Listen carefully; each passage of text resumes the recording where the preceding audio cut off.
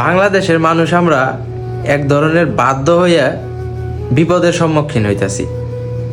কারণ হইতাছে বর্তমান দুবাইতে ভিসা বন্ধ, মালয়েশিয়া বন্ধ, মালদ্বীপ লোক নেয় তারপরেও অনেক কম। এখন একটা মাত্র দেশ, সেটা হচ্ছে সৌদি আরব, যার অবস্থা বর্তমান খুবই খারাপ।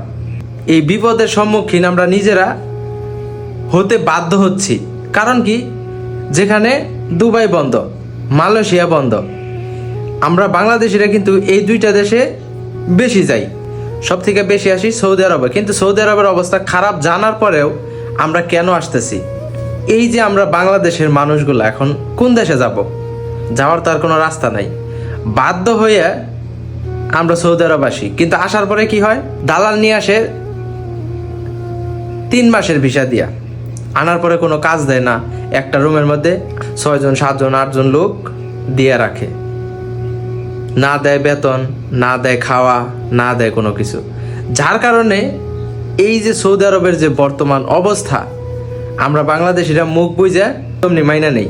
কেউ ভাগ্যক্রমে সফল হই, কেউ সফল না হয়েই দেশে ফিরি।